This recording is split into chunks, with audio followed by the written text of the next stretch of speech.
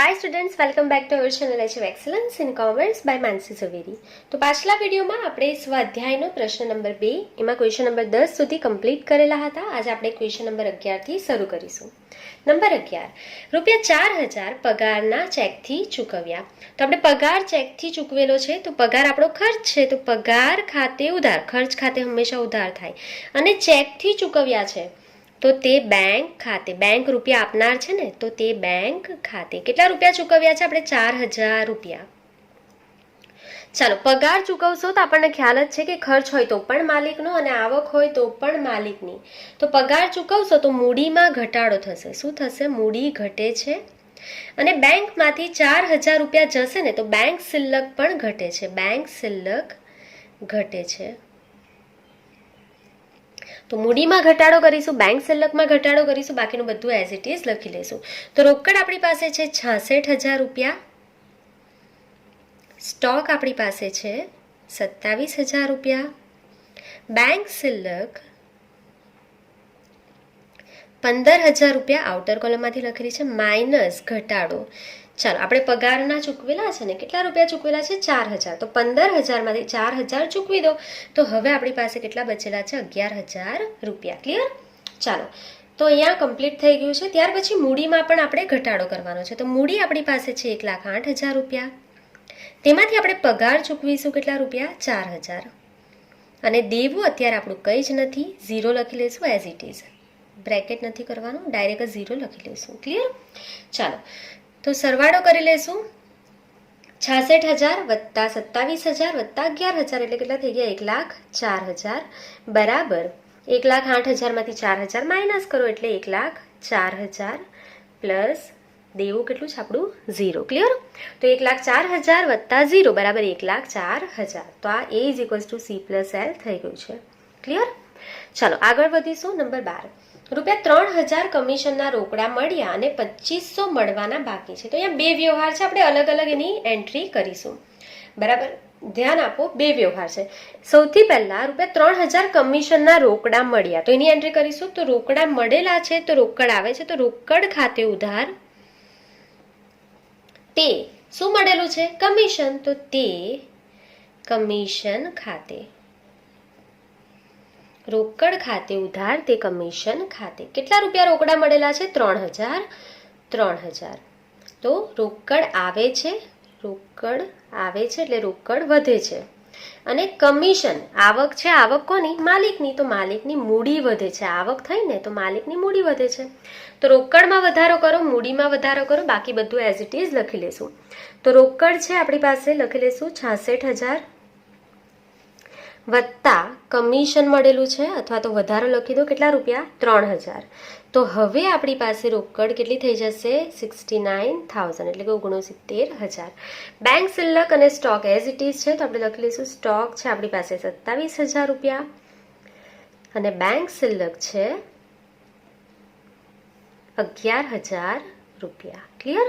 ચાલો, મૂડી આપણી પાસે સરવાળો જોવાનો છે, 1,04,000 રૂપિયા છે મૂડી, 1,04,000। હવે એમાં કમિશન મળેલું છે ને, તો વત્તા કમિશનના રૂપિયા મળેલા છે આપણને કેટલા? 3000, અને આપણું દેવું અત્યારે કંઈ નથી તો આપણે 0 લખી લઈશું। ક્લિયર? ચાલો, તો સરવાળો કરી લઈશું। 69,000 પ્લસ 27,000 પ્લસ 11,000, તો સરવાળો કેટલો થઈ જશે આનો? 1,07,000 રૂપિયા બરાબર 1,04,000 વત્તા 3000, 1,07,000 રૂપિયા વત્તા 0। તો જો A is equals two C plus L complete થઈ ગયું છે। 1,07,000 બરાબર 1,07,000 વત્તા 0। તો અહીંયા માત્ર ને માત્ર આપણે પહેલી જ એન્ટ્રી કરેલી છે કે કમિશનના રોકડા મળ્યા, બીજી એન્ટ્રી બાકી છે, રૂપિયા 2500 મળવાના બાકી છે, કમિશન તમને મળવાનું બાકી છે, કેટલા રૂપિયા? 2500 રૂપિયા। તો કમિશન મળવાનું બાકી છે, તો આપણા માટે શું છે? મિલકત છે ને, તો નેક્સ્ટ પેજ પર જઈશું અને એની આમ નોંધ લખી લઈશું। તો મળવાના બાકી કમિશન ખાતે ઉધાર, મળવાના બાકી કમિશન ખાતે ઉધાર, તે કમિશન ખાતે 2500 રૂપિયા કમિશન આપણને મળવાનું બાકી છે, તો આપણે લખી લઈશું 2500 રૂપિયા। હવે તમને રૂપિયા મળવાના હોય તો આપણી મિલકત કહેવાય ને, રૂપિયા કોઈ પાસે લેવાના હોય કમિશનના તો લેણું વધે છે ને, તો અહીંયા આપણે શું લખીશું? લેણું વધે છે। અને બીજી વસ્તુ કમિશન આવક છે, આવક થાય તો પણ માલિકની, ખર્ચ થાય તો પણ માલિકનું, એટલે કે માલિકની મૂડી વધે છે. આપણને આવડે જ છે મૂડી વધે છે, કમિશન આવક છે ને તો મૂડી વધે છે, બરાબર. ચાલો તો શું કરવાનું છે, મિલકતો જેટલી પણ છે બધી લખી લેશું, છેલ્લે મળવાનું બાકી કમિશન મિલકતમાં લખી લેશું, લેણું વધે છે. અને મૂડીમાં વધારો કરશો, દેવું આપણું 0 જ છે, એમાં કોઈ ચેન્જ થવાનો નથી. તો પ્રીવિયસ પેજ જોઈ લેશું આપણે. ચાલો તો આપણે પ્રીવિયસ પેજ પરથી લખી લેશું, રોકડ છે આપણી પાસે 69,000, સ્ટોક છે 27,000, બેંક શિલ્લક છે 11,000 રૂપિયા. અહીંયા આપણે લખી લઈશું લેણું મળવાનું બાકી કમિશન. કેટલા રૂપિયા મળવાના છે આપણને કમિશનના? 2500 રૂપિયા. મૂડી છે માલિકની, ટોટલ લખી લઈશું 1,07,000 રૂપિયા છે આપણી પાસે. એમાં મળવાનું બાકી કમિશન છે 2500 રૂપિયા. તો આપણે ઉમેરી દઈશું, કમિશન આવક છે તો મૂડીમાં એડ, અને આપણે જવાબદારી 0 છે એટલે દેવું 0 છે. ચાલો તો હવે આપણે અહીંયા ટોટલ કરી લઈશું, 69,000, 27,000, 11,000 અને વત્તા 2500. તો આનું ટોટલ વેલ્યુ થઈ જશે 1,09,500. જાનું થશે તે જાનું થશે, 1,09,500. ચેક કરી લેજો, 1,09,500 વત્તા 0. ચાલો તો થઈ ગયું, A = C+L. આ વેરીફાઈ થઈ ગયું છે. પેન્સિલથી આખી લાઈન બંને પેજ પર ડ્રો કરી લેવાની છે. ચાલો ત્યાર પછી નંબર 13, ₹4,000નું ભાડું ચૂકવ્યું અને ₹1,500 ચૂકવવાના બાકી છે. તો જુઓ, આ એન્ટ્રી કમ્બાઇન પોસિબલ છે. ₹4,000નું ભાડું ચૂકવી દીધું, ₹4,000 ભાડાના ચૂકવી દેશો તો શું થશે? આમનો ભાડા ખાતે ઉધાર, ભાડા ખાતે ઉધાર, તે રોકડ ખાતે, તે રોકડ ખાતે. તમે કેટલા રૂપિયા ચૂકવી દીધા? 4,000 રૂપિયા ચૂકવી દીધા છે, બરાબર. 1,500 ચૂકવવાના બાકી છે, 1,500 ચૂકવવાના બાકી છે. તો ભાડા ખાતે ઉધાર તે ચૂકવવાના બાકી ભાડા ખાતે થશે ને. તો આની આપણે કમ્બાઇન એન્ટ્રી જ કરી લઈશું. તમે ચાહો તો 2 એન્ટ્રી કરી શકો છો. પહેલી એન્ટ્રી ભાડા ખાતે ઉધાર તે રોકડ ખાતે 4,000, 4,000, અને બીજી એન્ટ્રી ભાડા ખાતે ઉધાર 1,500 તે ચૂકવવાના બાકી ભાડા ખાતે 1,500, તે ચૂકવવાના બાકી ભાડા ખાતે 1,500. અહીંયા 2 એન્ટ્રી જે છે તે જમા થાય છે તો ભાડું ઉધાર જ થવાનું છે. તો આપણે કમ્બાઇન એન્ટ્રી કરેલી છે, અહીંયા ઇઝી છે.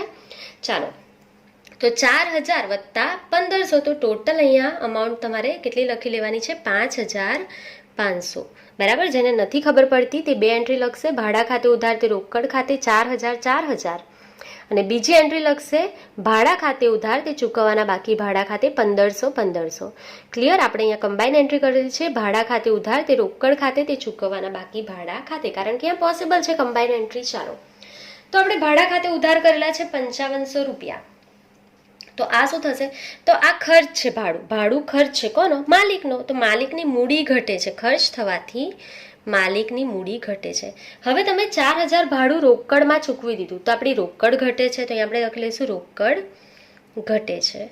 અને ચૂકવવાનું બાકી ભાડું, તમારે ભાડાના 1,500 રૂપિયા ચૂકવવાના બાકી છે તો તમારી જવાબદારી વધે છે ને, એટલે કે દેવું વધે છે, આપણું દેવું વધે છે. તો આ ટ્રાન્ઝેક્શનમાં આપણે કમ્બાઇન એન્ટ્રી આપી દઈશું. ચાલો તો શું કરીશું? મૂડીમાં ઘટાડો કરીશું, રોકડમાં ઘટાડો કરીશું અને દેવામાં વધારો કરીશું. ચાલો તો એના સિવાયનું એઝ ઇટ ઇઝ લખી દઈશું. રોકડ આપણી પાસે છે 69,000, એમાં શું કરવાનું છે? ઘટાડો. 4,000 રૂપિયા આપણે ચૂકવ્યા છે તો માઇનસ ભાડું ચૂકવ્યું અથવા તો ઘટાડો ભાડું ચૂકવ્યું 4,000 રૂપિયા. તો 69,000 રૂપિયા હતા, એમાંથી તમે 4,000 રૂપિયા ચૂકવી દેશો. તો હવે આપણી પાસે માત્ર ને માત્ર રોકડ કેટલી રહેશે? 65,000 રૂપિયા. આપણી પાસે સ્ટોક છે એઝ ઇટ ઇઝ લખી દઈએ 27,000 રૂપિયા. બેંક શિલ્લક છે 11,000 રૂપિયા. અને મળવાનું બાકી કમિશન આપણું લેણું છે કેટલા રૂપિયા? 2,500 રૂપિયા. હવે મૂડી છે, ટોટલ જોવાનું છે 1,09,500 આપણી પાસે મૂડી છે. એમાં ઘટાડો કરવાનો છે, ભાડું ખર્ચ છે ને, ભાડાનો ઘટાડો થશે કેટલા રૂપિયા? 5,500. તો ભાડું 5,500 રૂપિયા. દેવું વધે છે તો દેવું કયું છે હવે આપણું? ચૂકવવાનું બાકી ભાડું. ચૂકવવાનું બાકી ભાડું કેટલું છે 1500 રૂપિયા.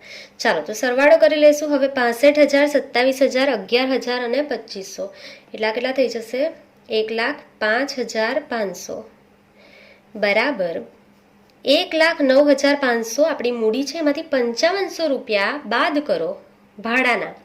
તો હવે આપણી મૂડી કેટલી થઈ જશે અહીંયા 1,04,000. 1,04,000 વત્તા 1500 તો 1,04,000 વત્તા 1500 એટલે અહીંયા કેટલા થઈ જશે 1,05,500. ક્લિયર? આગળ વધીશું. નંબર 14. રૂપિયા 2,000નો માલ ધર્મદામાં આપ્યો. તમે ધર્મદામાં માલ આપી દેશો તો ધર્મદા ખાતે ઉધાર. તે ખરીદ ખાતે માલ આપેલો છે ને તો તે ખરીદ ખાતે કેટલા રૂપિયાનો આપેલો છે 2,000 રૂપિયા. 2,000 રૂપિયા બરાબર. ચાલો તો ધર્મદા ખર્ચ છે. ખર્ચ કોનો? માલિકનો. તો માલિકની મૂડી ઘટે છે અને માલ આપેલો છે તો માલનો સ્ટોક પણ ઘટે છે. સ્ટોક ઘટે છે બરાબર. તો મૂડીમાં ઘટાડો કરીશું, સ્ટોકમાં ઘટાડો કરીશું, બાકી બધું લખી લઈશું એઝ ઇટ ઇઝ. તો રોકડ છે આપણી પાસે હવે 65,000 રૂપિયા. સ્ટોક ઇનર કોલમમાં લખીશું કેટલો છે આપણી પાસે 27,000 રૂપિયા. એમાંથી તમે ધર્મદામાં આપી દીધો 2,000 રૂપિયાનો તો હવે આપણી પાસે સ્ટોક કેટલો માત્ર ને માત્ર બચેલો છે 25,000 રૂપિયા. ત્યાર પછી બેંક સિલ્લક એઝ ઇટ ઇઝ લખી લઈશું. આપણી પાસે કેટલા રૂપિયા છે 11,000 રૂપિયા. લેણું આપણી પાસે છે મળવાનું બાકી કમિશન છે કેટલા રૂપિયા 2500 રૂપિયા. 2500 રૂપિયા બરાબર. ત્યાર પછી મૂડીમાં ઘટાડો કરવાનો છે. આપણી પાસે મૂડી કેટલી છે 1,04,000 રૂપિયા માઇનસ ધર્મદા ખર્ચ થયો કેટલા રૂપિયા 2,000 રૂપિયા. દેવું આપણું એઝ ઇટ ઇઝ છે. ચૂકવવાનું બાકી ભાડું આપણું છે કેટલા 1,500 રૂપિયા બરાબર. ચાલો તો હવે સરવાળો કરી લઈશું. 65,000 વત્તા 25,000 વત્તા 11,000 વત્તા 2500 બરાબર. તો આનો સરવાળો કેટલો થઈ જશે 1,05,500. એમાંથી 2,000 માઇનસ કરી દઈશું એટલે કેટલા આવી જશે આનો સરવાળો 1,03,500. ચેક કરી લેજો. આનો સરવાળો 1,03,500 થઈ જશે બરાબર. 1,04,000 એમાંથી 2,000 માઇનસ કરો એટલે માલિકની મૂડી કેટલી છે 1,02,000 વત્તા 1,500. તો 1,02,000 વત્તા 1,500 એટલે 1,03,500. ક્લિયર? ચાલો A = C + L વેરીફાઈ થઈ ગયું છે. તો નેક્સ્ટ નંબર 15. રૂપિયા 15,000નું પ્રેક્ષા ફર્નિચર માર્ટમાંથી ફર્નિચર ખરીદી. ફર્નિચર ખરીદો તો ફર્નિચર આવે છે. ફર્નિચર મિલકત છે ને. તો ફર્નિચર ખાતે ઉધાર કોને પાસે લઈ આવ્યા પ્રેક્ષા ફર્નિચર માર્ટ પાસેથી. તો તે પ્રેક્ષા ફર્નિચર માર્ટ ખાતે કેટલા રૂપિયાનું લઈને આવ્યા છો 15,000 રૂપિયાનું. ફર્નિચર આવે છે તો આપણી મિલકત વધે છે. ફર્નિચર મિલકત છે તો મિલકત વધે છે. અને પ્રેક્ષા ફર્નિચર માર્ટ પાસેથી ઉધાર લઈને આવ્યા તો આપણે એને ચૂકવવાની જવાબદારી વધે છે એટલે દેવું વધે છે. આપણે એને 15,000 ચૂકવવાના છે તો દેવું વધે છે. તો આ મિલકત બધી એઝ ઇટ ઇઝ લખી દઈશું. એમાં લાસ્ટમાં ફર્નિચર પણ લખી લઈશું. મૂડીમાં કોઈ ચેન્જ નથી અને દેવામાં વધારો કરવાનો છે. તો રોકડ આપણી પાસે છે 65,000. સ્ટોક આપણી પાસે છે 25,000. બેંક સિલ્લક છે 11,000. મળવાનું બાકી કમિશન આપણું લેણું છે 2500. હવે આપણી પાસે ફર્નિચર પણ છે કેટલા રૂપિયાનું 15,000 રૂપિયા. તો આપણે લખી લઈશું ફર્નિચર 15,000 રૂપિયા. ક્લિયર? ચાલો મૂડીમાં કોઈ ચેન્જ કરવાનો નથી. મૂડી લખી લઈશું 1,02,000 ટોટલ લખવાનું છે બરાબર. દેવું ચૂકવવાનું બાકી ભાડું આપણે કેટલું છે 1,500. હવે આપણે પ્રેક્ષા ફર્નિચરને ચૂકવવાના છે 15,000. તો આપણે અહીંયા પણ લખી લઈશું દેવું પ્રેક્ષા ફર્નિચર માર્ટ એને 15,000 ચૂકવવાના છે. ક્લિયર? ચાલો તો સરવાળો કરી લઈશું. 65,000 વત્તા 25,000 11,000 2500 અને વત્તા 15,000. તો આ સરવાળામાં 15,000 એડ કરી દો. 1,03,500 વત્તા 15,000 એટલે 1,18,500 બરાબર 1,02,000 વત્તા 15,000 વત્તા 1,500 એટલે કેટલા થઈ ગયા 16,500. તો A = C + L વેરીફાઈ થઈ ગયું છે. 1,02,000 વત્તા 16,500 એટલે કેટલા થઈ જશે તમારા 1,18,500. ક્લિયર? ચાલો તો નેક્સ્ટ પેજ પર જઈશું. નંબર 16, ₹6,000 દીકરીની કોલેજ ફી ભરી. તો ₹6,000 દીકરીની કોલેજ ફી ભરશો ધંધામાંથી, તો એને શું કહેવાય? ઉપાડ. માલિક જે પણ લઈ જશે તેને શું કહેવાય? ઉપાડ. તો ઉપાડ ખાતે ઉધાર. ₹6,000 માલિક લઈ ગયો છે, તો રોકડ જાય છે ને, તો તે રોકડ ખાતે. માલિક કંઈ પણ લઈ જશે તો એની શું ઘટે છે? મૂડી ઘટે છે. માલિક કંઈ પણ લઈ જાય તો એની મૂડીમાં ઘટાડો થશે, મૂડી ઘટે છે. અને બીજી વસ્તુ, રોકડ લઈ ગયો માલિક 6,000, તો રોકડ ઘટે છે. તો પ્રીવિયસ ટ્રાન્ઝેક્શન જોઈ લેશું, એમાં મૂડીમાં ઘટાડો કરીશું અને રોકડમાં ઘટાડો કરીશું. તો પ્રીવિયસ ટ્રાન્ઝેક્શન જોઈ લેશું આપણે. રોકડ આપણી પાસે છે ₹65,000. રોકડ ₹65,000. એમાંથી માલિક લઈ જાય છે, ઘટાડો થયો, મૂડી ઘટે છે. કેને કારણે? ઉપાડને કારણે. આપણે લખી લઈશું ઉપાડ. માલિક કેટલા રૂપિયા લઈ ગયો? ₹6,000 માલિક લઈ ગયો છે. તો હવે આપણી પાસે રોકડ કેટલી છે? 59,000. બેંક સિલકમાં કોઈ ચેન્જ કરવાનો નથી. બેંક સિલક 11,000. સ્ટોક લખવાનો રહી ગયો છે, એ પણ લખી લઈશું. સ્ટોક 25,000. લેણું છે આપણું મળવાનું બાકી કમિશન ₹2,500. અને ફર્નિચર આપણી પાસે છે ₹15,000. ચાલો, માલિકની મૂડી જે છે 1,02,000 છે. હવે ઉપાડ કરી ગયો છે માલિક 6,000નો, એટલે એની મૂડીમાં શું થશે? ઘટાડો. દેવું આપણું એઝ ઇટ ઇઝ છે.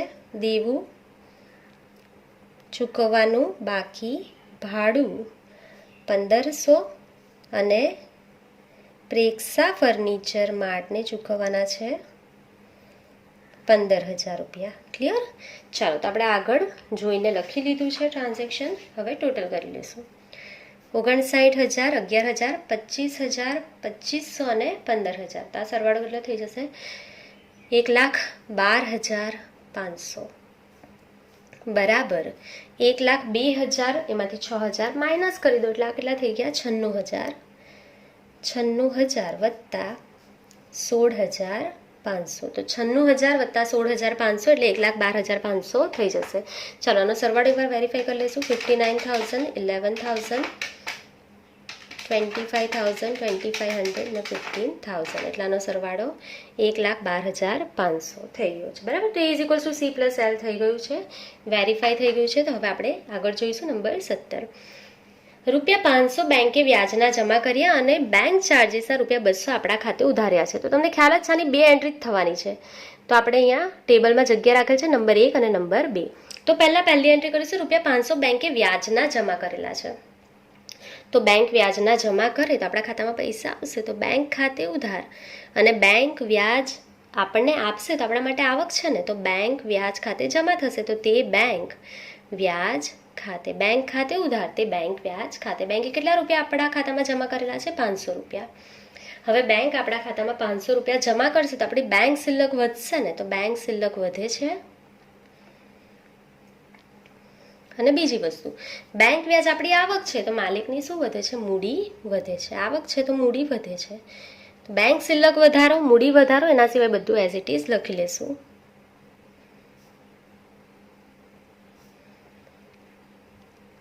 બેંક સિલક 11,000 છે વત્તા બેંક વ્યાજ. બેંકે તમને વ્યાજ આપેલું છે ₹500, તો હવે આ કેટલું થઈ જશે? બેંક સિલક આપણી 11,500. એના સિવાય બધું એઝ ઇટ ઇઝ લખી લેશું.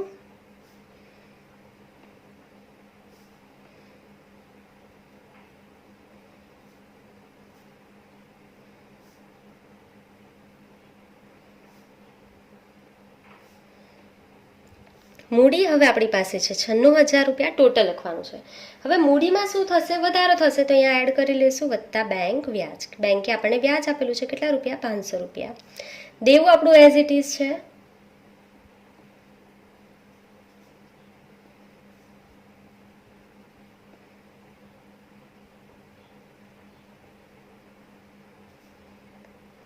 ચાલો સો ટોટલ કરી લઈશું. અહીંયા 1,12,500.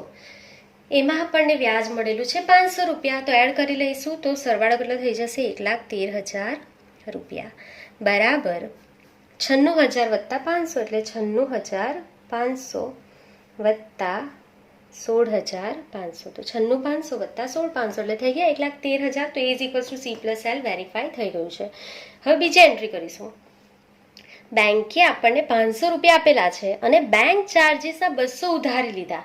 બેંકે આપણી પાસે 200 રૂપિયા બેંક ચાર્જીસ લઈ લીધો તો આપણા માટે ખર્ચ છે ને, તો બેંક ચાર્જીસ ખાતે ઉધાર તે બેંક ખાતે.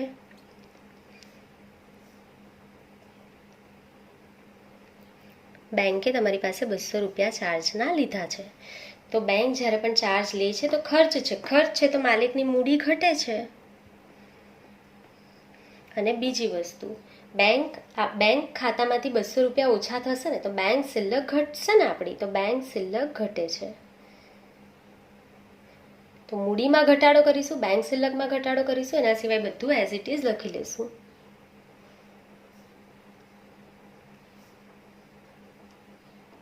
હવે આપણી બેંક શિલ્લક કેટલી છે? 11,500. તેમાંથી માઇનસ કરીશું બેંક ચાર્જીસ. બેંકે 200 રૂપિયા લઈ લીધા તો હવે આપણી બેંક શિલ્લક કેટલી રહેશે? 11,300 રૂપિયા. ક્લિયર? બાકીનું બધું એઝ ઇટ ઇઝ.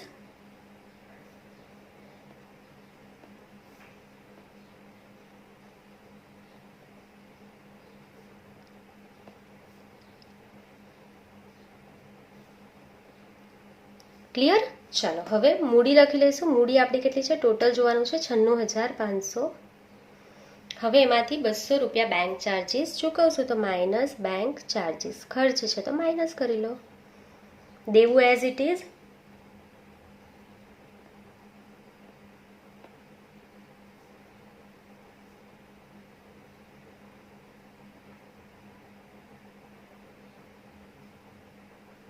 ચાલો તો ટોટલ મારી લઈશું. હવે અહીંયા 1,13,000 એમાંથી 200 રૂપિયા ચૂકવી લો એટલે કેટલા બચશે? 1,12,800 બરાબર 96,500 એમાંથી 200 રૂપિયા માઇનસ કરી લો એટલે કેટલા થઈ જશે? 96,300 વત્તા 16,500. ચેક કરી લો. C+L થઈ ગયું છે. 96,300 વત્તા 16,500 એટલે 1,12,800. ક્લિયર? ચાલો તો અહીંયા આપણો 17 નંબરનું ટ્રાન્ઝેક્શન કમ્પ્લીટ થાય છે. નેક્સ્ટ પેજ પર જઈશું. નંબર 18. વ્યાજના ₹2500 અગાઉથી મળ્યા. તો તમને વ્યાજ અગાઉથી મળી ગયેલું છે 2500 રૂપિયા. તો રોકડ આવે છે ને, તો રોકડ આવશે તો રોકડ ખાતે ઉધાર તે અગાઉથી મળેલ વ્યાજ ખાતે. અગાઉથી મળેલ વ્યાજ ખાતે આપણને અગાઉથી મળી જાય છે તો આપણી જવાબદારી છે ને, આપણને ખ્યાલ જ છે કોઈ પણ આવક અગાઉથી મળે તો આપણી જવાબદારી છે. તો રોકડ આવે છે તો રોકડ વધે છે અને વ્યાજ જો તમને અગાઉથી મળી જાય, ખાસ ધ્યાન રાખજો, તો આપણી જવાબદારી છે. આપણને કોઈ પણ એડવાન્સમાં રૂપિયા આપે છે તો આપણી એ કામ કરવાની, એ કામ પ્રત્યેની આપણી જવાબદારી ઊભી થાય છે. તો હંમેશા આપણું દેવું વધે છે. ધ્યાન રાખજો, દેવું વધે છે. કોઈ પણ અગાઉથી આવક મળશે તો આપણી જવાબદારી વધશે. ખાસ ધ્યાન રાખજો. ચાલો તો રોકડમાં વધારો કરીશું, દેવામાં વધારો કરીશું, બાકી બધું એઝ ઇટ ઇઝ લખી લઈશું. તો પ્રીવિયસ ટ્રાન્ઝેક્શન જોઈ લઈશું. ચાલો તો અહીંયા રોકડ છે આપણી 59,000. તો આપણે અહીંયા લખતા જઈશું રોકડ 59,000. એમાં આપણને શું મળેલું છે? અહીંયા અગાઉથી મળેલ વ્યાજ. તો અગાઉથી મળેલ વ્યાજ કેટલા રૂપિયા આપણને મળેલું છે? 2500 કેટલા છે? 2500 રૂપિયા આપણને અગાઉથી મળેલા છે. તો એડ કરી દઈશું તો આપણી રોકડ કેટલી થઈ જશે? 61,500. ચાલો એના સિવાયની બધી જ જેટલી પણ મિલકત છે એઝ ઇટ ઇઝ લખી લઈશું. બેંક શિલ્લક આપણી પાસે છે 11,300.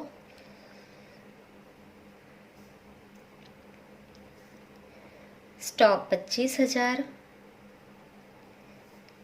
લેણું છે આપણું મળવાનું બાકી કમિશન 2500 અને ફર્નિચર છે આપણી પાસે 15,000. મૂડી ટોટલ લખી લઈશું 96,300. દેવું ચૂકવવાનું બાકી ભાડું 1500. બીજું દેવું છે આપણું પ્રેક્ષા ફર્નિચર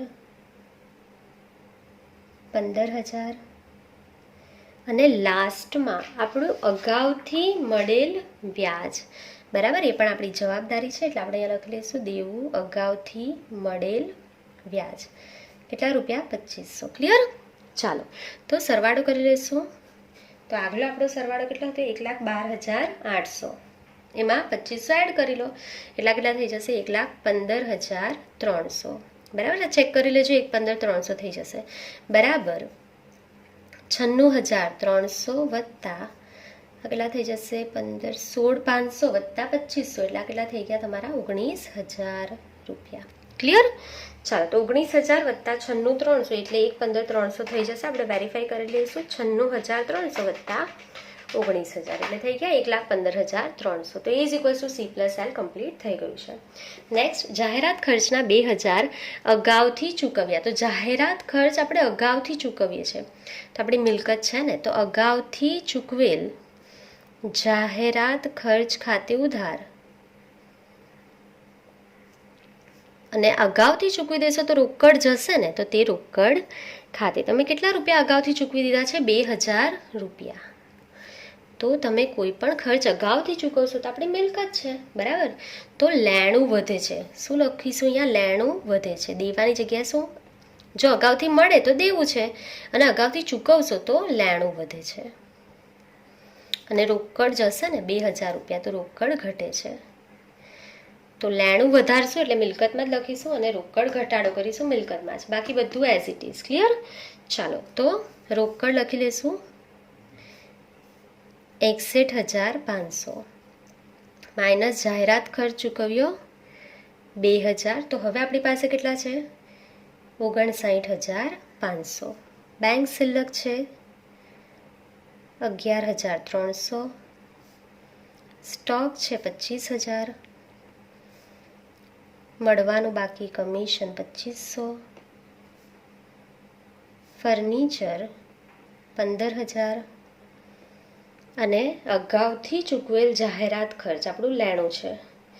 અગાઉથી ચૂકવેલ જાહેરાત ખર્ચ 2,000 બરાબર. તમે ચાહો તો આ બંનેને એડ કરીને પણ લખી શકો છો, અથવા અલગ અલગ પણ લખી શકો છો બરાબર. બંને રાઈટ છે.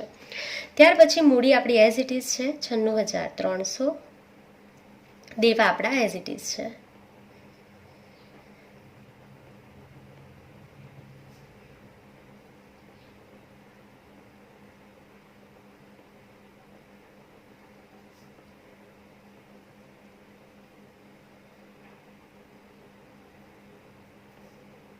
ચાલો, ટોટલ કરી લઈશું. અહીંયા 15,300. એમાં લેણું વધે છે, રોકડ ઘટે છે, તો પાછો સરવાળો એઝ ઇટ ઇઝ જ થઈ જશે. અહીંયા 1,15,300 બરાબર 96,300 વત્તા 19,000 એઝ ઇટ ઇઝ રહેશે.